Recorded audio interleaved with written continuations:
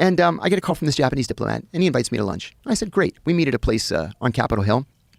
And I remember that lunch very well. I remember we talked about Israeli elections, we talked about Turkish elections, and we talked about the Arab-Israeli peace process.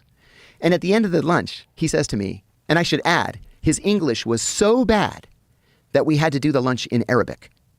So he said, what's next for you? And I said, well, I think I'm going to resign soon. I promised Senator Kerry I'd give him 2 years. It's been 2.5. I have 5 kids, and I really need to make some money and put my kids through college. And he goes, oh, no, don't do that. If you give me information, I can give you money. And I said, what the fuck is wrong with you? You have any idea how many times I've made that pitch? Shame on you, cold pitching me like that. And I got up indignantly and I walked out. And I walked, I mean directly without stopping, to the office of the Senate security officer. And I knocked on the door. I went in, I said, hey, I was just pitched by a foreign intelligence officer.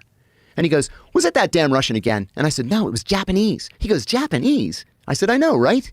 He goes, well, no, sometimes they poke around looking for trade information. I said, this didn't have anything to do with trade information. I don't think. I don't know. We didn't even get that far. He said, okay, do me a favor. He said, I've got a standalone computer here that's not connected to the internet. Write it up as a memo, and I'm going to courier it over to the FBI. So I sat there and I wrote the whole thing, blow by blow.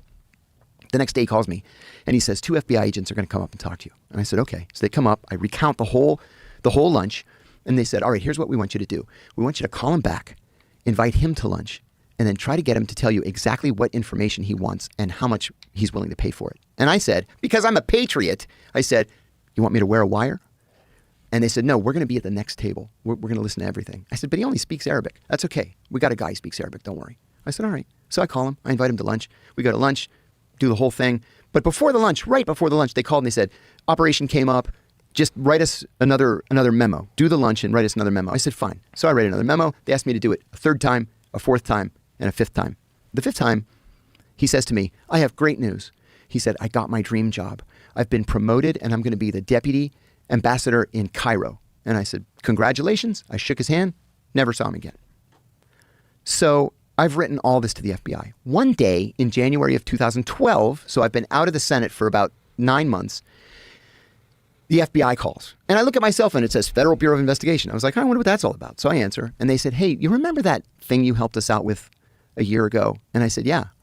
And they said, we've got a similar situation and we need your help. And again, because I'm a patriot, I said, anything for the FBI. I kick myself now for saying it. I said, anything for the FBI. What do you want me to do? They said, come down to the Washington field office Thursday morning at 10. I said, done. I go down there the next Thursday, and they're waiting for me at the entrance, which I thought was odd.